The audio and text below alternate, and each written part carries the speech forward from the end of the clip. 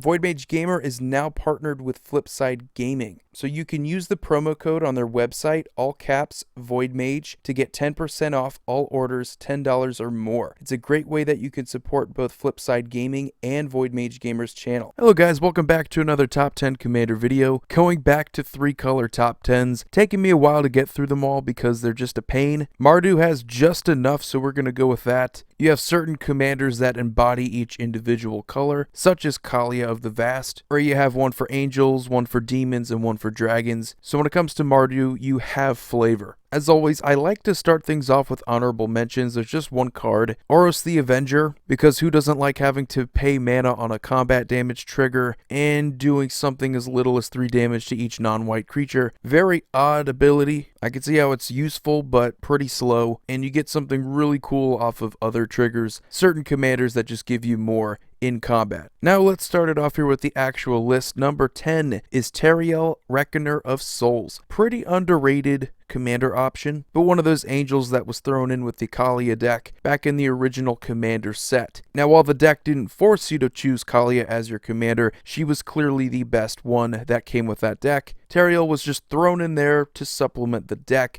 Nothing super special about her, she just brings a creature back at random from an opponent's graveyard to your side of the battlefield. It's a tap ability, so you're going to need some kind of haste enabler to get immediate use. Not a terribly sized creature, you can always attack first and then tap because of the whole vigilance situation, but come on, if you had to choose between Kalia back in around the 2012 era of Commander, you're probably going with Kalia. While bringing a creature back from an opponent's graveyard is pretty cool, it doesn't really quite present you with a ton of options, especially early game. You may not have anything to do. Number 9 is Mardu Ascendancy. This is exactly what you want to do in the aggressive red and white part of Mardu. This is exactly what you want to do because you get rewarded for attacking by getting even more attackers. You get goblins tapped and attacking for each creature that attacks, so if you're already going wide, your opponents are going to have to deal with even more tokens. Cool thing about Mardu Ascendancy is you can sacrifice it to give all of your creatures a huge toughness boost of 3. May not seem like a big deal, but you do have a lot of 1/1 tokens that are attacking. You might want some of those tokens to survive. Now if the day ever comes that we get a Mardu colored goblin themed commander deck, look out for Mardu Ascendancy because this is the perfect card for that deck. Good for any combat strategy, but if you get goblin tokens, you know things like Krenko are going to be even better. Number 8 is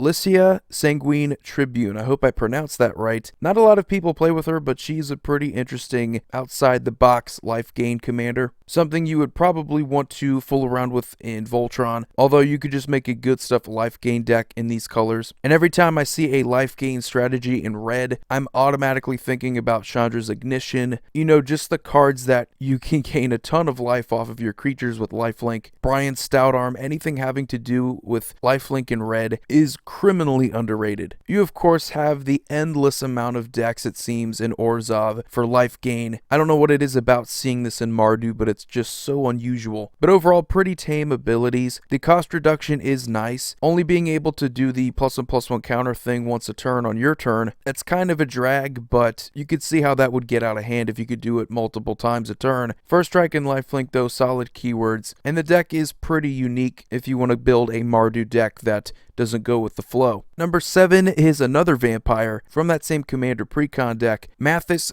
Fiendseeker. Now where Mathis gets the 1-up on Lysia is that he's actually pretty good if you want to throw him into a deck. If you need that extra bit of incentive for removal, it can be a very political card because you're giving all of your other opponents card draw if they deal with one opponent's creature. So you don't have to be playing a super political strategy or anything resembling group hug. Just throw it into any Mardu deck. I've thrown it into crazy 5-color decks. It's also a pretty cool way to make opponents paranoid, which does play into the political theme with the card. Strike-in deals, putting bounty counters on different creatures depending on how well your opponents are doing. Very underrated card, but definitely one that has had some interesting decks built around him. I've seen curse decks, as fun as those can be to play. Mathis's ability just piles onto that. Very cool strategies built around Mathis. Number 6 is Ergo Helm Smasher. Now, when it comes to combat, this is the guy you want. If it's just nothing but strength, equipment, and a ton of board wipes because he's indestructible on your turn, this is the guy you want to go with. He's never going to stop. He has to attack each combat. Your opponent's creatures, if he kills them, he's going to get even bigger. He just demands an answer. If your opponents can't stop him, it is so easy to kill with commander damage. Because he's a relatively cheap costed 7 power hasty creature, I have been able to admit in the past when I don't find commanders like these interesting. And a lot of that has to do with the lack of efficiency that goes with them, how easy they are to stop.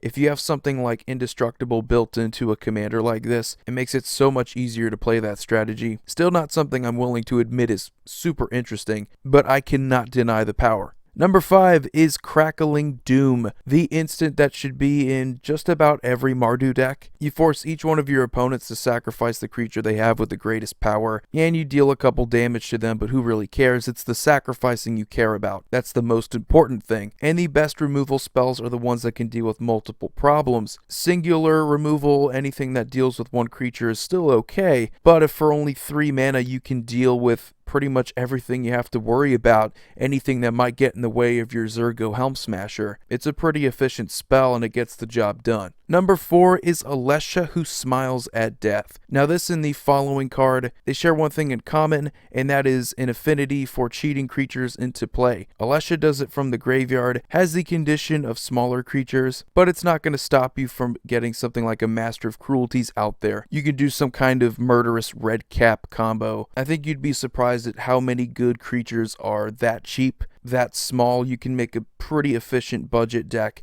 with Lysia, fill it with a bunch of utility creatures, and if your deck is just filled with entirely utility creatures, it's still not that bad. And usually recursion in any kind of aggressive deck is going to help you stabilize a bit, so you want to stay aggressive, you want to keep attacking with your creatures even if they die. You're going to try to bring them back. You have a commander that can help you do that. And the following card, number 3, is Kalia of the Vast. I just mentioned how they have that one thing in common with cheating creatures into play. Kalia does it a bit differently. It's from your hand, so it is significantly more busted. Downside to Kalia is that there is zero subtlety to what you are doing. Lysia is a lot less likely to draw hate at the table for that reason. There are a ton of hated cards that you can play in Kalia, and are arguably hated because of how many people have played with Kalia. Iona, Avacyn, Angel of Hope, and of course Master of Cruelties. Cheating creatures like these into play, getting the 1-2 punch off the Master of Cruelties is disgusting. Cheating Iona into play well before you should have been able to hardcast her, something like turn 4 or 5, is flat out rude and doesn't make the game fun, so usually the Kalia player gets hated out early, and rightfully so. These strategies are not fun. A while ago, Kalia probably would have been the number 1 commander on this list. Incredibly predictable commanders in their playstyles prevents people from wanting to play with them. Kalia is still pretty badass because in terms of flavor, very few commanders can match her. A color for each tribe you're synergizing with. Having a commander deck based around 3 tribes is something we really haven't seen anywhere else. That you have a commander here that synergizes with 3 different tribes, and it's so cool. Angels, demons, and dragons. But she is not the best commander anymore. Number 2 is Edgar Markov. Edgar Markov is again not a subtle commander, but one that is a bit more reliant on its pieces rather than just the commander itself to function. Because of Eminence, you really don't even need to have him out there consistently to play a good version of this deck. Just play a lot of efficient vampire spells and you get more tokens, and with 3 colors you just have a ton of vampires to choose from. If you want to go for the lords, go for that. Make your tokens even bigger. Edgar Markov in this deck is more of like the final punch. So when he attacks, all of your vampires are going to get bigger with +1/+1 counters. You can go for some pretty deadly swings. Maybe not more interesting compared to Kalia because you are doing the tribal thing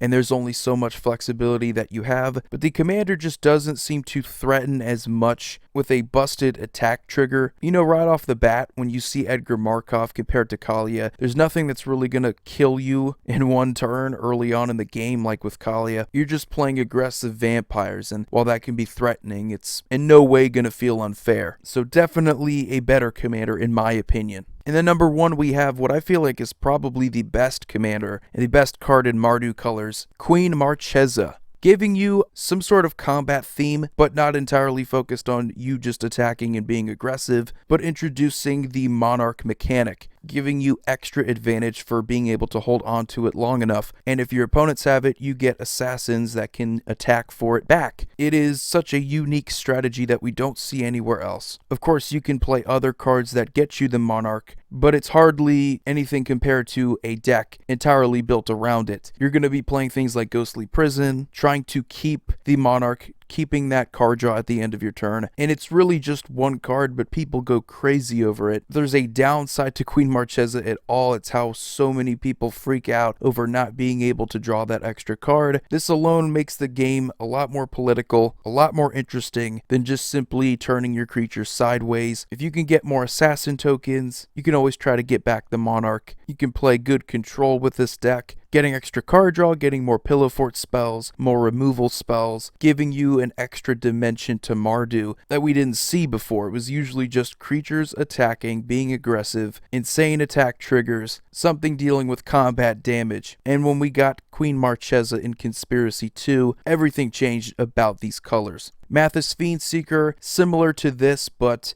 not nearly as effective or multi-dimensional for that matter. Queen Marchesa is just sweet. But anyway, guys, that's going to do it for this video, the top 10 Mardu cards in the Commander format. Void Mage Gamer here, hoping you all have a wonderful day. See you all next video.